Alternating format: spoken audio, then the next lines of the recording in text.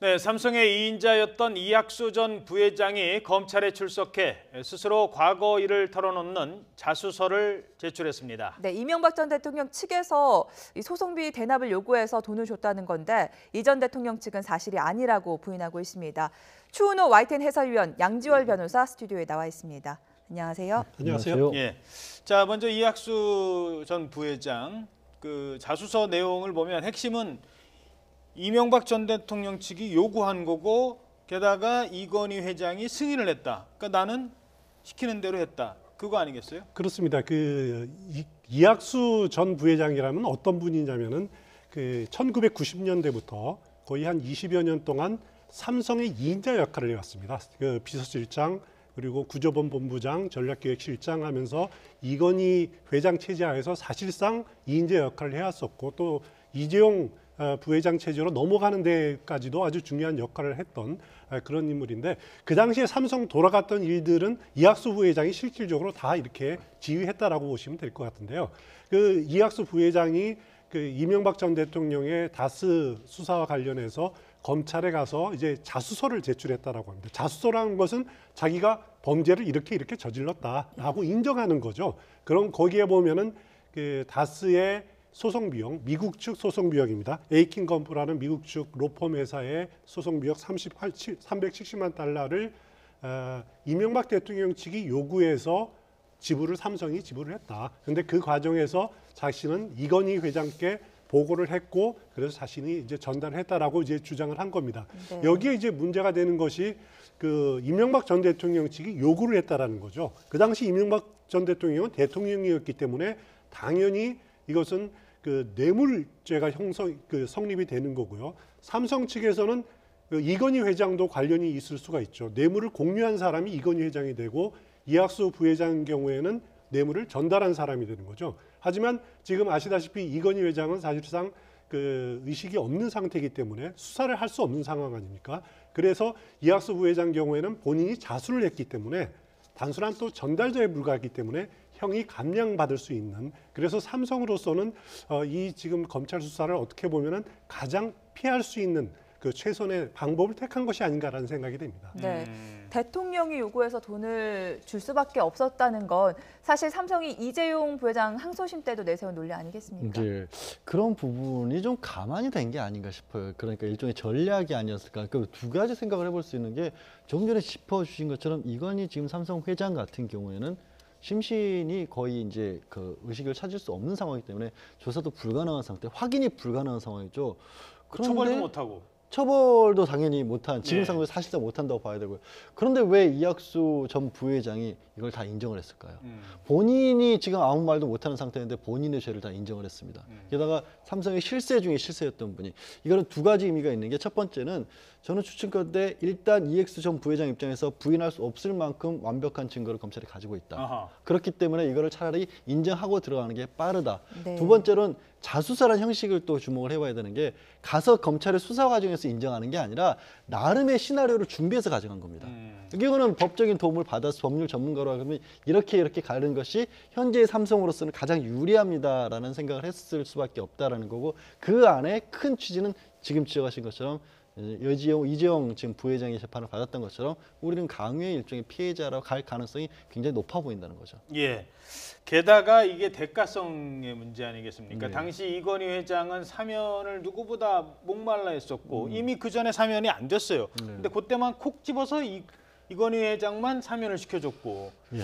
그런 게 뭐 조금 더 말씀을 드리면 대통령의 고유 권한이라는 특별 사면 이거는 그렇게 써먹으라고 만든 게 아니잖아요. 그렇게 써라고 만든 게 아니기 때문에 대통령 당선되자마자 당선인들이 공약 후보 시절에 나는 앞으로는 특별사면 안 하겠다라고 얘기를 하지 않습니까? 예. 그런데도 번번이 남용되어 왔던 게 특별사면인 거고 지적하신 것처럼 이건희 회장 같은 경우에는 사실 일반적인 입장에서 봤을 때는 명예회복 외에는 특별히 사면이 필요하지 않은 상황인데도 콕 집어서 또 사면을 해줬단 말이에요. 예. 복권을 시킨 거죠, 엄밀히 따지면. 그거는 지금 이명박 전 대통령 측에서는 당시에 평창 동계올림픽 유치하는데 IOC 위원 자격으로서 필요하다고 했지만 글쎄요, 그게 실제로 법률적인 자격이라는 게 어느 정도 주어진 것과 이건희 삼성 회장 정도 위치에 있는 분이 형을 사는 상황도 아니었는데, 그러니까 교도소에서 복역중도 아니었는데 특별 사면 형태로 복권까지 시켜주는 게 과연 얼마만큼이나 큰 의미가 있었을까? 저거는 어떻게 보면 오히려 삼성 측에서는 우리는 사실 뭐 이렇게 대가라고 하지만 꼭 딱히 이게 급한 게 아니라 오히려 좀 강요를 많이 받은 거다라는 논리의 하나로 쓰일 수도 있을 겁니다. 아마. 그 이학수 부회장의 자수서 내용이 뭐 공개되지는 않았습니다만 그 중에 그 삼성에서 이건희 회장에 대한 사면 복권을 좀 기대했었다라는 내용이 담겨져 있는 것으로 이렇게 전해지고 있습니다. 예. 그런데 네. 이게 만약에 사면 복권을 검찰이 대가로 본다. 부정한 사면 복권이라는 것이 청탁이 있었다. 또 거기서 대한 대가다라고 보고 반드시 그렇게까지는 보지는 않는 것 같아요. 지금까지 나온 걸 보면은 왜냐하면은 이건희 회장에 대한 사면이 이뤄진 게 2009년 12월 성탄절입니다. 예. 그 당시에는 우리 평창 올림픽을 유치와 관련해 가지고 이건희 회장이 IOC 위원이었는데 그때 자격 정지된 상태였거든요. 그렇기 때문에 당시에 올림픽 유치위원회라든가 아니면은 박용성 대한상위 회장이라든가 그 당시에 여러 개 경제부에서도 사면을 요청했던 것도 사실입니다. 그래서 사면된 이후에 2010년 IOC 위원 자격을 다시 복권을 되고 그다음에 한 1년 동안 부지런히 뛰어서 2011년 7월에 네. 평창 동계올림픽을 이렇게 다시 이제 유치하는 데 성공한 것도 사실이거든요. 그래서 이명박 전 대통령 측에서는 어떻게 주장하냐면은 과거에 박용성 전 그 두산그룹 회장 경우도 노무현 전 대통령 시절에 사면 복권이 된 적이 있거든요. 그때도 IOC 위원이었습니다. 그때도 평창 올림픽 유치에 도움이 된다는 그 이유로 사면 복권을 시켜준 적이 있었습니다. 그것과 같은 이유다라고 이렇게 이명박 전 대통령은 주장을 하고 있기 때문에 그 검찰이 그런 이제 논리를 깨부수려면은 그 만약에 이제 부정한 청탁이 있었다라고 제3자 뇌물로 가는 거고요. 아니면은 그것이 아니라도 그냥 공무원이기 때문에 가능하다라고 하면은 뇌물로 가는 그런 그 검찰의 선택이 놓여 있는 것 같습니다. 네, 지금 검찰은 제3자 뇌물죄가 아니라 단순 뇌물죄를 적용하려고 검토를 하고 있다라는 얘기가 전해지고 있는데 네. 다스가 결국 이명박 전 대통령의 실소유주가 맞다라는 전제 하에 이루어진다고 하거든요. 두 개의 차이가 뭔가요? 일단 요건에 있었어요. 제3자 뇌물죄는 그러니까 뇌물을 공무원이 본인이 직접 받는 게 아니라 다른 제3자가 받는 겁니다. 그러면 왜 그러면 이거를 뇌물로 처벌하냐?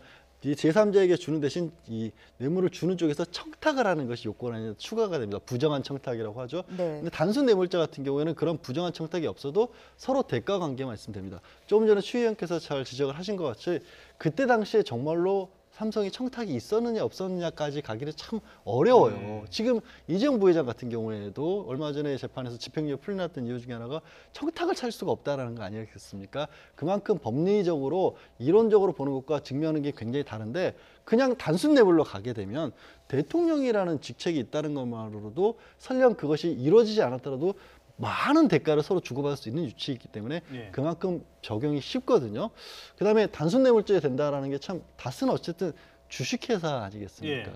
우리가 흔히 얘기할 소유와 경영도 분리가 돼 있고 또 형식적으로 주주가 있는 회사인데 그런데도 다스가 이익을 본 것을 이명박 전 대통령이 직접 이익을 본 것으로 볼 수 있다. 네. 이것도 제3자가 아니라고 본다라는 거는 그만큼 검찰이 다스와 이 전 대통령과 정말로 가깝게 볼 수밖에 없는 그런 거를 그러니까 수사에서 좀 찾았다 이렇게 또 해석할 수 있을 것 같습니다. 예.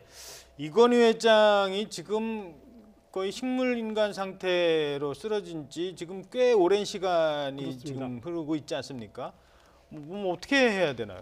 일단 검찰로서는 지금 마찬가지 수사가 또 진행이 되고 있는 거 있죠. 차명 계좌 예. 4천억 원에 대해서 지금 금감위가 세금 TF팀까지 80여 원 만들었습니다. 또 횡령 문제도 있는데 이 건에 대해서도 시한부 기소 중지를 내릴 수밖에 없었죠. 실제로 조사가 되지 않기 때문에 만약에 회복이 된다면은 다시 그 사건을 진행을 하겠다라는 건데 이 건도 마찬가지입니다. 그 이건희 전 회장에 대한 수사가 사실상 불가능하기 때문에 그리고 어떻게 뭐 사법 처리도 불가능하기 때문에 만약에 검찰이 이학수 전 부회장의 건을 그대로 받아들인다 그래도 뇌물 공유자인 그 이건희 회장에 대해서는 시한부 기소 중지를 내릴 수밖에 없을 겁니다. 예. 네. 그런데 현대자동차도 다스 소송 비용 대납 과정에 관여가 돼 있다라는 의혹까지 추가로 제기가 된 상태입니다. 현대 일부 언론에서 보도를 한 건데 뭐 비자금이지만 한 10억 원 가량의 소송 비용이 똑같은 미국에 있는 지금 문제가 되고 있는 그 로펌의 그 납입이 들어갔고요. 네. 그 부분도 아마 현대차가 당시 가지고 있었던 문제를 해결하는 데 좀 도움이 되지 않았겠느냐. 그 당시에 이제 정몽구 회장이 사면이 됐어요. 사면이 취임 첫해예요. 됐었죠. 네. 그때는 사실 집행유예였었고요. 사면이 된 것도 거의 혐의 사실이 입증된 한 70일 만인가 사면이 돼버렸습니다. 보통의 경우에는 사면이 되더라도 집행유예라도 어느 정도 기간이 좀 지난 다음에 사면이나 복권이 되는데 딱히 그런 의미가 없이 사면이 됐다라는 것에 좀 이제 언론에서 그런 부분을 지적하고 있는 것 같고요. 또 뭐 여기 나온 것처럼 4억을 증축한다거나 서울시장 재진 때부터 현대차와 특수관계가 있다거나 이런 얘기가 나오는데 저는 사실은 이게 만약에 다스 소송비를 현대차에서 대납해 준 것이 사실로 나오면 그 뒤에 파장이 삼성보다 더 클 것 같습니다. 아, 왜요? 왜냐하면 다스라고 하는 회사 자체가 이 자동차 이 현대차에 회사. 납품하는 네네. 그 시트 부품 회사 아니겠습니까? 다스가 성장하기 결국 현대차를 통해서 성장을 했는데 이 현대차가 이 의혹지 제기된 것처럼 소송 비용까지 대줄 정도의 어떤 관계를 이명박 전 대통령이 가지고 계속해서 유지를 했다라면 어떤 부정한 거래가 있었는지 모를지 정말 커질 수 있는 일 아니겠습니까? 그래서 저게 사실은 저도 좀 굉장히 놀랐습니다. 그러니까 다스가 지금까지 현대차 납품 따온 것까지도 의심받을 수밖에 없는. 만약에 대납을 해주게 되면 검찰이 계속해서 그 부분도 추궁을 하겠죠. 그렇군요.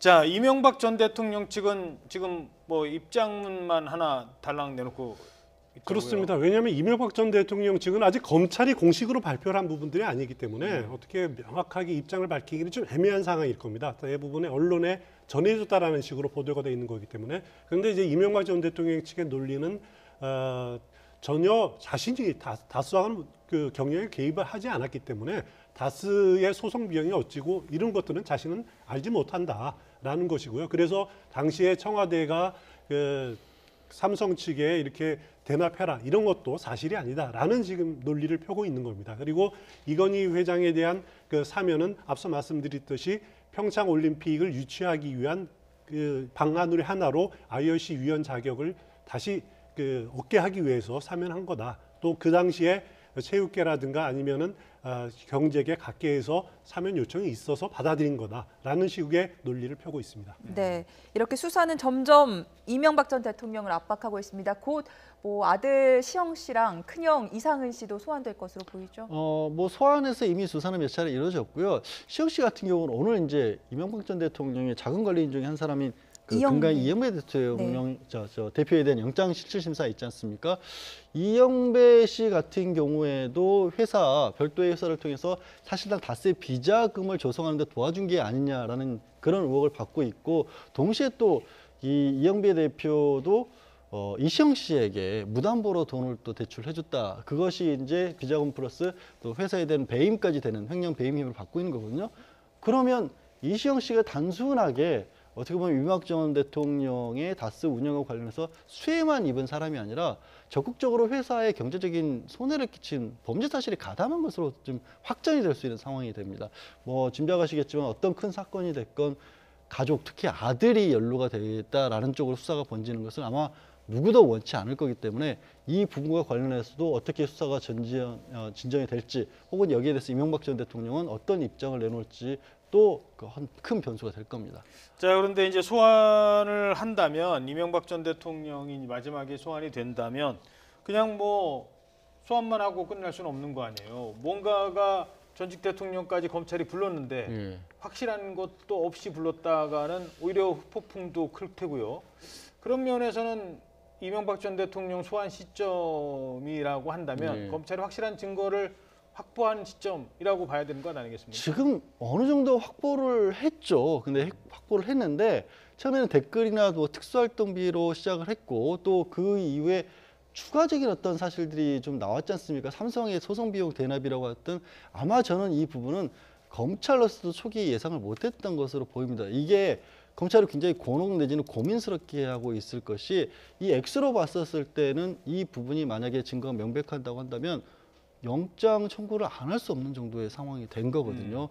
그래서 이 부분이 아마 좀 늦춰지게 된 이유, 정말 신중을 그 전에도 신중을 했었지만 그 전에 어느 정도 뭐 전직 대통령을 감안을 해서 불구속 기소를 한다거나 아니면 이런 여러 가지 그 가능성들을 타진해 보고 있다가 너무 좀 검찰로서 예상 밖의 큰 것들이 드러나면서 이 상황에서는 이게 사실이라고 다른 사람들에 대해서 사법처리를 하는 순간 이명박 전 대통령에 대해도 최소한 영장 청구는 불가피한 상황인데 말씀하신 것처럼 그럼 확실한 것이 없이 하나의 흠결이라도 있는 상황에서 영장 청구를 한다. 이것도 또 검찰은 부담이 되는 상황인 거죠. 그래서 조금은 더 늦춰지지 않을까 싶습니다. 네, 예. 이명박 전 대통령 청와대 초청을 받아서 평창 동계올림픽 개막식에도 참석했는데 지금 심정이 좀 착잡할 것 같아요. 그렇습니다. 지금 아무래도 이제 그 설도 설이 아닐 거고요. 네. 설 연휴 동안에도 계속 측근들하고 이제 대책 회의를 하고 또 대책을 마련하고 있을 겁니다. 그래서 굉장히 착박할 건데 어찌 보면 이제 그 이명박 전 대통령 본인도 본인이 검찰청사에 출석해야 된다라는 것은 기정사실화하고 있을 겁니다. 하지만은 거기에 대해서 이제 계속 주장하고 있는 것이 다스가 본인이 소유한 것이라는 어떤 계약서라든가 무슨 문서가 있느냐라는 것을 계속 가장 큰 방어 논리를 펴고 있는데 그것을 이제 검찰이 그런 논리를 깨기 위한 증언과 또 그 증거들을 착실하게 수집해 왔기 때문에 과연 이명박 전 대통령 측에서 검찰의 그런 공세를 어떻게 피할지 주목되는 부분입니다. 참 신기한 게 계속해서 부인은 하고 있는데요. 오늘 같은 경우에도 이학수 전 부회장이라든가 아니면 기획관 같은 경우에도 김백진 기획관 같은 경우에도 다 실무의 최고 담당자들이지 않습니까? 그런데 이명박 전 대통령 측은 아주 원론적인 부인 말고는 나오는 얘기가 없어요. 그러니까 이전 대통령 말고는 모르는 사정들을 나머지 참모들조차도 모르고 있는 겁니다. 그러니까 이전 대통령과 다른 참모들 사이에 중간에서 최고급들이 지금 다 털어놔 버렸기 때문에 과연 여기에 대해서 이전 대통령이 어떤 혼자서는 지금 털어놓지를 못하고 있으니까 참모들도 다른 구체적으로 어떤 사정에 의해서 이루어진 일이다 이런 얘기를 전혀 못하고 있거든요. 그냥 아주 원론적인 얘기, 우리는 관계없다 이 말밖에 못하고 있어서 과연 이명박 전 대통령이 여기서 뭘 찾아낼 수가 있을지도 참 지금은 의아스러운 상황이죠. 예, 네. 알겠습니다. 자, 이제 정치권 얘기 나눠보도록 하겠습니다. 지금 지방선거 이제 뭐 한 넉 달 가량 남았는데요. 네. 각 당의 지방선거 전략을 먼저 들어보도록 하죠. 먼저 여당입니다. 여당에서는 더불어민주당 박용진 의원의 얘기를 들어봤습니다. 먼저 함께 들어보시죠. 어쨌든 이기고 보자의 프레임에 이제 시작이 되면 자유한국당과 바른미래당 중심으로 해서 야당 후보들 간의 이합 집산이 이루어질 수 있고요. 예. 또 어떻게 보면 색깔이 비슷한 그 정의당에서 또 서울시장 후보를 내게 되면 예. 그 개혁적인 진영에서는 표의 분산 효과가 나타날 수도 있기 때문에 이런 면에서 또 지금 뭐 나타나는 지표를 가지고 서울시장은 우리 거 이렇게 알겠습니다. 생각할 수는 없다. 알겠습니다. 그래서 끝까지 긴장 늦춰서는 안 된다 이렇게 생각하고 있습니다. 예. 네. 박용진 의원 얘기는 여당의 이제 서울시장 선거 때 뭐 자유한국당과 바른미래당이 이합집산을 할 수도 있다 이렇게 연대까지 내다보고 있는 것 같은데요. 일단 서울시장 이야기를 지금 그 박용진 의원이 하는데 참 그 서울시장 부분에 대해서는 아주 궁금한 점이 많습니다. 과연 안철수 그 전 대표가 네. 나올 것인가? 그러면은 그 자유한국당은 지금 인물난을 겪고 있는데 과연 누구를 내세울 것이냐? 또 더불어민주당은 지금 박원순 시장의 3선이 성공할 것이냐? 아니면 다른 그 의원들이 또 도전에 성공할 것이냐? 서울시장의 요 선거가 왜 중요하냐면은요. 선거 일정을 한번 따져보면은 그 다음 대통령 선거가 2022년 3월 9일 정도에 치러집니다. 예. 대략 이렇게 보면은 임기 만료 70일 이후 돌아오는 수요일에 열리는데 그게 네. 이제 3월 2일이거든요. 근데 3월 1일이 공휴일이니까 한 주 늦추면 2022년 3월 9일에 열립니다. 예. 그 서울시장 임기가 2012년 6월 말이죠. 예. 그러면은 다음 서울시장은 다음 대통령 선거 후보로 가장 유력한 인물이 될 수 있다라는 것 때문에 놓칠 수 없는 카드입니다. 안철수 대표로서도 유혹을 느낄 수밖에 없는 거고 마찬가지로 그 박원순 시장도 유혹을 느끼는 거고요. 그렇기 때문에 그 선거 일정상 굉장히 중요한 거기 때문에 그러니까 서울시장 마치고 국민들한테 잊혀지기 전에 1년 안에 대선이 이어진다. 그렇습니다. 서울시장직을 갖고 경선할 수도 있고 그 후보 되면은 바로 사퇴를 해서 바로 그 대통령 선거에 갈아탈 수 있는 굉장히 유리한 위치에 있기 때문에 서울시장이 굉장히 초미의 관심사입니다. 그래서 더불어민주당 경우에는 과연 박원순 시장이 3선을 할 것인가? 그러면은 어떻게 보면은 그동안의 친문 진영에서 또 견제하지 않을 것이냐라는 그런 생각들도 할 수 있을 거고요. 또 자유한국당 경우에는 지금 박용진 의원이 지적했지만 바른미래당과의 야권 후보 단일화가 되지 않겠느냐라고 이렇게 우려를 하는데, 과연 자유한국당이 안철수 대표가 나온다고 했을 때 거기에 후보 단일화를 시켜줄 정도로 다음 대통령 후보에 유력한 사람을 줄 것이냐, 여러 가지 문제가 지금 단계에서는 굉장히 복합적으로 얽혀 있기 때문에 쉽게 전망하기는 어려운 상황입니다. 네, 그래서 서울시장 자리가 더욱 뜨겁게 달아오르고 있는데 야당은 어떤 생각을 하고 있을지 궁금합니다. 이어서 자유한국당과 바른미래당의 의견도 들어보겠습니다. 저는 다가오는 선거의 가장 중요한 화두는 정권 심판론이 될 거라고 정권 심판이 될 생각합니다. 것이다. 그거를 이 정부는 이게 무마하기 위해 가지고 개헌 국민투표급, 개헌 사실 국민들이 원하는 권력 구조에 대한 건 빼버리고 이상한 기본권이나 지방분권, 이런 지방분권 중요한데 그거는 헌법적인 사항이 아니고 법률 사항이거든요. 그런 거를 갖고 와가지고 분위기를 바꾸려고 하는 것인데, 정상적인 지방선거는 분명히 문재인 정부 심판론으로 실정 갈 1년에 거다. 대한 심판이다, 이렇게 생각을 합니다. 저는 나가시는 것이 당을 위해서 본인이 그동안 헌신해오고 노력한 그런 일관된 메시지와도 맞지 않는가 싶고요. 서울시장에 출마를 했을 때 전국적인 관심도뿐만 아니라 예. 또 서울시장 내에 그 밑에 있는 기초단체장들까지 또 광역의원, 기초의원들까지 영향을 받을 수도 있기 때문에 상당히 중요한 서울시장 출마가 의미를 갖는다고 생각합니다. 근데 자, 지금 야당, 특히 자유한국당 홍준표 대표도 그렇고요. 바른미래당도 마찬가지고 이번 지방선거에서 지면 사실 거의 백척간두에 서 있는 경우가 많거든요. 네, 그러다 보면 어떻게든 이겨야겠다라고 한다면 결국 막판에 초록은 동색이라고 이런 얘기가 또 나올 수도 있거든요. 그럴 수 있죠. 지금 이제 정태욱 의원이 한 얘기는, 저는 이제 시간이 그래도 한 3개월 정도 남아있는 시점에서 뭔가 바라는 거죠. 지금 상황에서 모든 예를 들어서 경제 지표라고 하는 부분에 있어서 분명히 좀 어려움도 겪고 있는 부분이 있고, 남북과 관련한 부분도 지금은 김여정 부부장이 내려오고 해서 과거에 정말 몇 달 전까지 핵위기 있다가 바로 좀 개선되는 것 같아서 상당히 분위기가 좋지만, 내심 이렇게 나라가 못 되라는 걸 바란다는 게 아니라 이게 언제까지나 유지될 수 있으란 보장은 없지 않습니까? 예. 그렇다고 본다면 남북 관계를 바로 팔아나가는 것도 미국과의 관계에 굉장히 복잡한 일도 많고, 경제 지표라고 하는 것도 현재 보면 이게 미국 쪽의 경기 흐름이 좋아지면서 이상하게 이게 다른 때에는 반사적으로 또 금리 인상이라든지 이런 걸로 해서 경제적으로 어려운 부분도 있고, 트럼프 미국 대통령이 계속해서 철강 압력 걷고 있고, 이런 여러 가지들이 있다 보니까 이게 현 정부가 해결하기 참 어려운 숙제들이 있단 말이에요. 그러면 그것들이 지방선거까지 다 풀리지 않는다는 전제하에서 이 구도, 그러니까 이슈의 구도는 야당에 더 유리하지 않을까라는 바람을 지금 가지고 있는 거고요.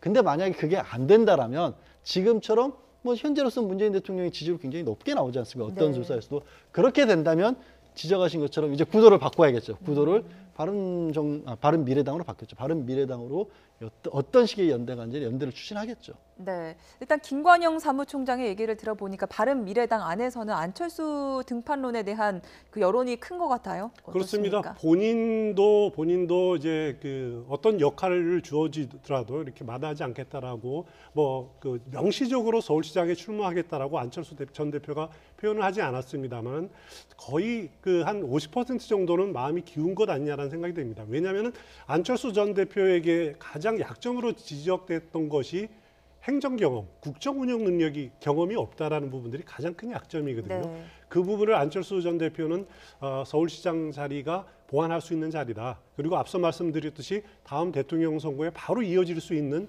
자리다라는 점 때문에 굉장히 유혹을 느끼겠지만은, 만약에 패배했을 경우에 그 상처는 또 굉장히 크지 않겠습니까? 그래서 굉장히 지금 신중한 선택을 하게 될 것 같습니다.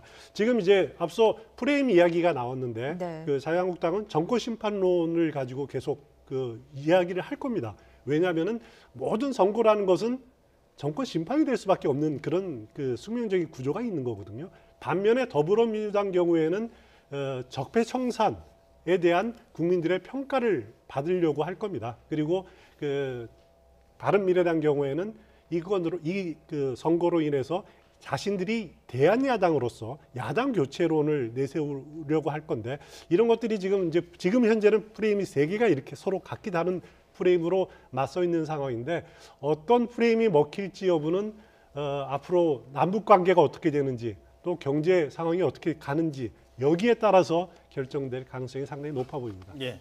뭐 간단하게 한 번만 더 짚고 넘어가죠. 개헌 논의는 될까요? 그때 이번에 같이 투표할 수 있을 것으로 보이십니까? 현재로서는 지금 분위기는 상당히 어렵죠. 국회 통과 자체가 너무 어려워 보이기 때문에. 그런다 그 논의 추진 자체는 여권의 입장에서는 이게 결코 나쁘지 않은 어떤 카드이기 때문에 이걸로 이슈를 좀 그쪽으로 통합시킨다고 할까요? 그런 효과를 거둘 수 있기 때문에 아마 제기는 계속해서 될 것으로 보입니다. 예, 그 얘기는 뭐 앞으로 시간을 더 두고 살펴봐야 될 것 같습니다. 네.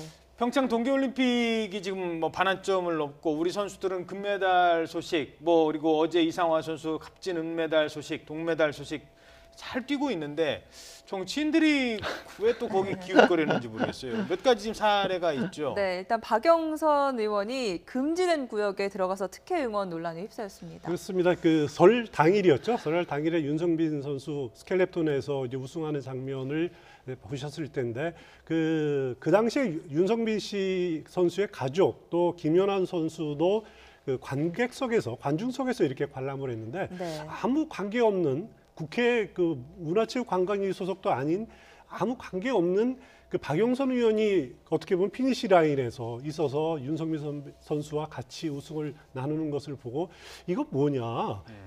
아시다시피 박영선 의원 서울시장 지금 출마하겠다고 준비하고 있지 않습니까? 그래서 어떻게 보면 그 사진 찍기용으로 나름대로 이거 특권 의식을 발동을 해서 못 들어가는 곳에 들어가는 것 아니냐라고 하는 그런 반론들이 그런 그 반발 심리들이 굉장히 많습니다. 그래서 박영수 의원은 이 부분에 대해서 어제 이제 그 사과하는 그런 글들을 올렸는데 그만큼 어떻게 보면은 그 우리 사회가 이제 투명해졌다, 또 깨끗해졌다 그런 특권 의식을 참지 못한다라는 그 결론이 아닌가라는 생각이 듭니다. 어떻게 보셨어요?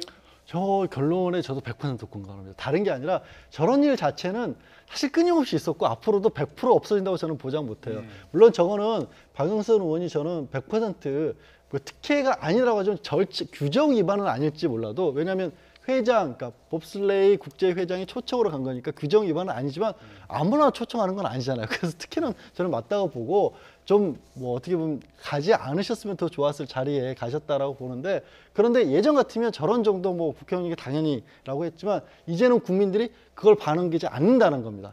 특권이 설 자리가 없어지는 것이 드러난 게 최근의 일련의 사태가 아닐까. 그 부분을 주목을 해야 될 것 같아요. 그러니까 사실 정치인들 저런 데 가서 사진 찍은 게 박영선 의원 처음이니까 더 많은 사람들은 더 좋은 자리에서 VIP석에서 보고 아니 국회의원이 뭐 VIP석에서 볼 이유가 없잖아요. 모든 행사장 가보십시오. 항상 국회의원이 가운데 그것도 누가 먼저 마이크 먼저 잡느냐를 가지고 의전을 따져요. 그러고 있는데 이제는 정말 통제된 구역에 마음대로 넘나드는 것이 특혜이고 그것을 국민들이 지적을 한다는 거. 아까 그 사진 다시 한번 보여주겠습니까? 그 문제만 있는 게 아니에요. 그 박영선 의원 옆에는 네. 다른 그 요즘에 최근 논란이 됐던 대한체육회장도 있었습니다. 네, 이기흥 대한체육회장인데 또 IOC 위원 명의로 예약된 자리에 앉아 있다가 자원봉사자가 비켜달라고 하니까 고압적인 태도로. 그러니까 그 부분도 이제 하더라고요. 다 확인이 된 건 아니고 이제 네네. 이용 대표가 위원장이 본인이 직접 한 게 아니라 일행 중에 한 분이 여기가 IOC 위원이라도 우리도 이제 대한 올림픽 위원이다. 한국 올림픽 위원이니까 앉을 수가 있고 설령 예약이 잘못됐으면 바우 위원장 오면 인사라도 하러 가겠다. 근데 자원봉사자분이 그걸 안 받아들인 겁니다. 왜? 원칙이 그게 아니니까 우리가 서명받은 게 그게 아니니까 이 대한체육회장이신지 아닌지는 모르겠으나 여기는 제가 안내받은 바에 따르면 IOC 바우 위원장 자리입니다. 비켜주십시오. 정당한 요구잖아요. 저 박영선 의원 같은 경우도 참 위에 윤성빈 선수의 또 이게 대응이 또 좋았던 것 중에 하나가 물론 박영선 의원은 좀 뻘쭘하셨죠. 이것 때문에 나와서 저렇게 했을 때 박 의원의 약속을 먼저 받은 게 아니라 먼저 저 건너편의 응원석을 향해서 국민들에게 큰 절부터 했습니다. 그러니까 그 모습이 쭉 TV 중계가 하필 되고 있으니까 저 선수도 정치인이 중요한 게 아니라 나를 응원하는 국민이 중요하다는 그 원칙에 더 그 모습을 보였던 거거든요. 그렇죠. 두 경우 다 말씀드린 것처럼 특권이 통하지 않는 사회가 돼가고 있는 것을 반증해주는 해프닝이었다 저는 봅니다. 그렇죠. 이제는 정치인들에 대해서 국민들이 저렇게 SNS를 통해서 어떤 사례 하나를 가지고도 그러니까 더 조심해야 될 것 같아요. 정치인들 저런 데 가는 게 내가 가서 얼굴 좀 알릴까? 얼굴 알리려다가 정말 큰 코 다칠 수 그렇습니다. 그 문재인 대통령이 이제 테니스 선수 정현 선수가 이제 4강 결승전 올라갔을 때 그 축전을 보내지 않았습니까? 거기에 정현 선수가 답한 글이 있습니다. 그 페이스북에 올린 게 뭐냐면은 기회는 균등하고 그리고 과정은 공정하고 결과는 정의로운 나라에 공감한다라는 글을 올렸는데 이건 바로 이제 문재인 대통령이 약속했던 부분 아닙니까? 마찬가지로 여당 의원들도 이런 변화된 민심들, 변화된 환경들을 빨리 스스로 먼저 깨우치고 적응하려고 하는, 스스로 변해야 된다는 모습들을 보여야 될 때가 아닌가 싶습니다. 네. 예. 그래서 그럴까요? 유승민 바른미래당 공동대표는 뒷말이 나올까 봐 그랬는지 조용히 평창 동계올림픽 현장을 방문했다고요. 그러니까 심지어 이제 방문하는 것 자체도 고민을 하셨다고 합니다. 그러니까 진짜 사실 저희도 마음 편히 말은 이렇게 지적을 합니다만 정치인들이 이제 고민은 될 것 같습니다. 네. 가도 뭐라 그러고 안 가도 뭐라 그러고. 근데 결국에는 저렇게 조용히 간다? 이게 좀 맞는 것 같습니다. 조용히 가고 정상적인 절차들을 거치더라도 표 사서 가고. 저분들이 네. 얻을 수 있는 것들이 있거든요. 또 이제 그 국가의 정치인이라든가 유력 인사들에 대해서는 왜냐하면 국제적인 행사이기 때문에 실제 IOC에서도 정상 절차에서 발급되는 출입증 같은 것들이 있습니다. 박영선 의원도 그것도 받으셨어요. 네. 그러니까 그런 것에 따라서 움직이고 또 특별한 인연이 있는 선수라고 한다면 경기에 방해가 안 되는 차원에서 특별한 인연을 챙겨주시고 그런 모습들 또 자기가 또 국회의원분들 같은 경우 체육회나 이런 데 후원하는 또 체육회들이 있거든요. 거기에 어떤 회장직이나 명예회장직 이름 맡으신 분 있으면 거기 위해서 애쓰는 모습이 자연스럽게 꾸며내지 않은 모습인데 화제가 되면 좋은 거고요. 그거 아닌데 그걸 억지로 만들어내는 모습은 이제는 더 이상 안 통한다. 그거 같습니다. 지금 좋은 얘기 하셨어요. 표 사서 가면 되고 줄 서서 들어가면 되고 맞습니다. 남들 서 있는 자리에서 박수 치면 돼요. 내가 국회의원이니까 표 안 서서 가고 줄도 안 서도 되고 사진 찍을 때는 가운데 있고 경기는 끝나기도 전에 다른 행사장 가고 악수한 사람이 아까 악수한 선수가 누구였는지도 모르고 그런 어떤 정치 행사의 일환으로 국민들 앞에 나서는 게 아니라 평범한 국민으로 돌아간다는 그 낮은 자세. 아니 그리고 국회의원이 거기 가서 악수하고 축하해 주는 게 얼마나 좋은 일입니까? 그렇습니다. 그럼에도 불구하고 국회의원들이 박수를 못 받는 현실인 거예요. 정치인들이 가서 자원봉사자 격려하고 비인기 종목의 스포츠 선수들 격려하고 하는 거 굉장히 필요하고 그 현장을 보는 것들이 굉장히 중요한 역할입니다. 그걸 그래야지 국정에 반영이 되고 또 선수들한테나 자원봉사자한테 힘이 되는 거죠. 하지만 세상은 바뀌었어요. 예를 들어서 평창에 가는 기차표 하나 청탁하는 것도 좌석 내달라고 하는 것도 이제는 김영란법 위반입니다. 그런 부분들을 국회의원들도 특권의식을 그렇네요. 버리고 좀 알아야 되고 예. 그 스스로 몸으로 책임해야 된다는 그리고 거죠. 기왕 나 얘기가 나온 김에 그 평창 동계올림픽 입장료가 생각보다 비싸답니다. 비싸요. 비싸서 지금 못 들어가시는 분들도 많아요. 제 주변에도 가려고 했는데 너무 비싸서 못 가겠더라고 하는 분들이 있어요. 그걸 국회의원들이 경험해 봐야 됩니다. 그래야 이게 뭐가 문제가 있는지를 아는 거죠. 나는 뭐 공짜표 줘서 그냥 갔는데 초대권 받아서 갔는데 그게 비쌌나? 이렇게 생각하면 안 되는 거거든요. 예, 그리고 그런데요. 그런 문화가 되면 국회의원분들도 나중에 고마울 겁니다. 왜냐하면 민원이 지금은 너무 쉽게들 또 부탁하는 분들 생긴데 우리 이런 거 잘못했다 큰일 나. 그게 김영란법 취지 아니겠습니까? 예. 서로 좋아지는 거죠. 예. 네. 자, 이런 가운데 문재인 대통령 부부도 평창 동계올림픽 현장을 또 연휴 기간 찾았습니다. 특히 문재인 대통령 같은 경우는 이 김정숙 여사와 다정하게 응원하는 사진을 임종석 비서실장 SNS에 올려서 그렇습니다. 화제가 특히 되고 있습니다. 오른쪽의 사진이 아주 화제가 많이 되고 있는 어떤 사진인데요. 장면인데 저렇게 이게 쇼트트랙 경기장이었습니다. 쇼트트랙의 경기장에서 지난 토요일이었죠. 우리 선수들이 물론 이제 최민정 선수가 금메달을 땄고 또 남자 경기에서는 우리 선수끼리 부딪혀서 넘어지고 하는 그런 아쉬운 장면들을 보고 김정수 여사가 현장에서 안타까워서 이렇게 금슬이 참 그렇죠. 좋아 대통령 이렇게 보입니다. 어깨를 잡는 네. 부분들인데 아마 TV로 시청하신 분들도 그 추은호 경기 의원님도 보면서 TV로 보면서 몸을 막 사모님과 쓰셨을 저렇게 겁니다. 보셨습니까? 몸을 쓰시고 이렇게 네. 또 환호하고 했던 건데 마찬가지로 대통령 부부도 마찬가지로 국민들과 똑같습니다. 네, 즐거울 때 즐겁고 안타까울 때는 안타까운 마음들이 그대로 담겨져 있는 사진이 아닌가 생각이 됩니다. 예. 자, 격려 메시지를 문재인 대통령이 보냈는데 다른 사람들도 아니고 이제 자원봉사자들을 만났습니다. 그동안 자원봉사자들 식사 문제도 있었고요. 또 뭐 갑질 논란도 있었고 기가 상할 대로 많이 상했습니다. 자원봉사 하시는 분들이요. 그거 제가 알기로는 벌써 1년 전에 신청하신 그렇습니다. 분들이에요. 옛날부터 내가 뭔가를 하겠다라고 해서 자기 시간 들여서 나가서 하시는 분들이거든요. 그분들이 메달을 따야 될 분들인데 그분들에게 식사가 부실하다고 해서 대통령으로서 가슴이 아팠다 이런 얘기를 했죠. 그렇습니다. 그 문 대통령 이제 자원봉사자들에게 날씨 춥고 또 숙소도 멀어서 고생을 많이 했다. 평창 자원봉사자가 대한민국 얼굴인데 뭐 식사가 부실하다는 이런 문제가 있어서 대통령으로서 가슴 아팠다라는 표현을 했습니다. 물론 대통령뿐만 아니라 그 소식을 접한 모든 국민들이 가슴이 아팠습니다. 한 평창에서 일하시는 분들이 자원봉사자들이 15,000여 명이 정도 되는데 그중에 한 2~3천 명들은 이렇게 화가 나서 또 그 자원봉사를 포기한 분들도 있는 그런 안타까운 분들도 있는데 이걸 보면서 우리가 한번 좀 다시 한번 염두에 둬야 될 것이 자원봉사자를 관리하는 측면들의 관주도 그리고 권위주의적인 그런 사고에서 아직까지도 우리가 벗어나지 못하지 않았느냐. 관리 측면에서 그렇다라는 거죠.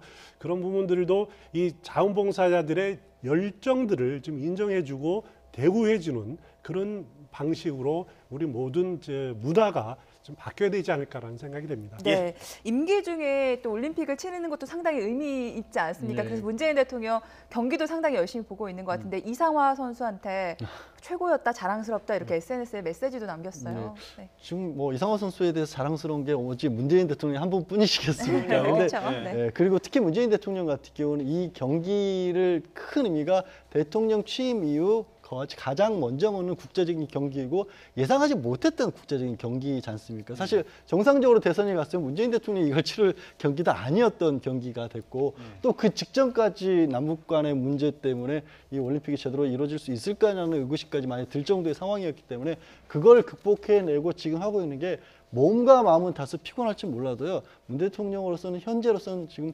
최고의 어떻게 보면 컨디션 내지는 성과를 올리고 있는 중이신 거죠. 사실. 예, 알겠습니다. 지금까지 추은호 해설위원 양지열 변호사였습니다. 두 분 고맙습니다. 감사합니다.